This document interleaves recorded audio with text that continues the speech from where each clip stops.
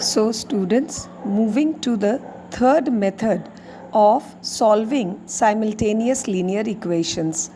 It is by cross multiplication method. ये method बच्चों को थोड़ा सा टफ लगता है, लेकिन कुछ टफ नहीं होता है जब हम बैठे हैं ना आप लोगों को समझाने के लिए. So let's start. This was our first equation. 3x plus 2y upon 4 is equal to 2 and 3x minus 4y upon 2 is equal to 10 है ना. फिर हम लोगों ने इसको जनरल इक्वेशन मेथड में कन्वर्ट किया था. That is 3x plus 2y is equal to 8 and 3x minus 4y is equal to 20. अब यहाँ क्या करना है, हमें x के और y के कोफिशिएंट्स को a और b के फॉर्मेट में लिखना है. ठीक, दैट इज़ फर्स्ट इक्वेशन में x का coefficient will become a1, y coefficient will become b1 and the constant will become c1. Similarly, for the second equation, the coefficient of x will become a2, the coefficient of y will become b2 and the constant will become c2. ठीक, एक बार ऐसा लिखने के बाद हमें कुछ ऐसा format बनाना है. अब आप देखिए, हमने सबसे पहले क्या लिखा, x, then y and then -1. What did I write? x, y and -1. Okay, इसके बाद क्या करेंगे, x के नीचे आप x के कोफिशिएंट को नहीं लिखेंगे. What will you write? b and c. So what do you write? b1 b2 c1 c2. Okay, then जब हम लोग y के नीचे लिखेंगे तो हमें y के कोफिशिएंट को नहीं लिखना है. That is we will remove b. When we remove b, what are we left with? a1 a2 c1 c2.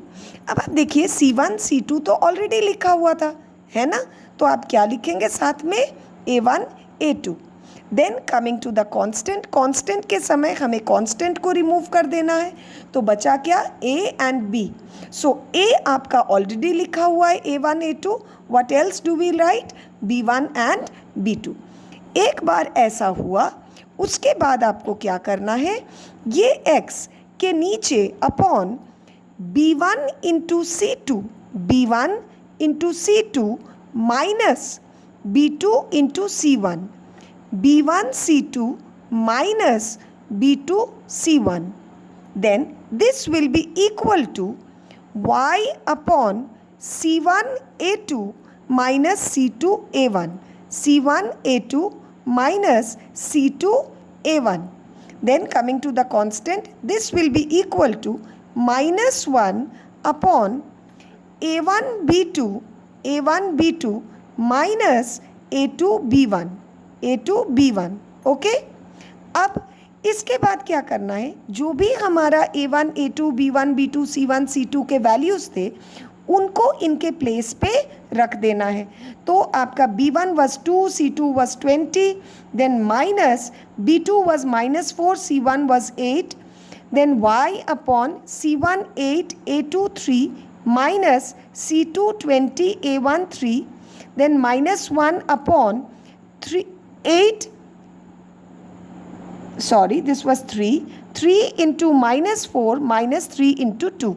Okay, now then you multiply and write 22s are 40 minus plus 4 8s are 32 is equal to 8 3s are 24 minus 23s are 60 equal to -1 upon -4 into 3 minus 12 minus 3 into 2 6. After this, just add or subtract whatever it is. X upon 40 plus 32 72 is equal to 24 and minus 60, it becomes minus 36, and then -1 upon -12 minus 6 becomes minus 18. एक बार यहाँ पहुँच गए तो आपको पहले x को इस constant के साथ इक्वेट करना है और फिर y को इस कांस्टेंट के साथ इक्वेट करना है. तो ये क्या हो गया, x upon 72 is equal to -1 upon -18. So the minus minus gets cancelled. So x is equal to 72 upon 18. So x becomes 4. Then similarly y upon -36 is equal to -1 upon -18. Again minus minus gets cancelled. y is equal to minus 36 upon 18, 18 2s are 36, so y becomes minus 2. तो आपने देखा कि आपके substitution method से, elimination method से and cross multiplication method से, तीनों method से आपका आंसर x का आया 4 और y का आया -2. I hope you have understood and liked. So if you have liked my videos, please do subscribe and share my videos and see to it that you like it. Thank you.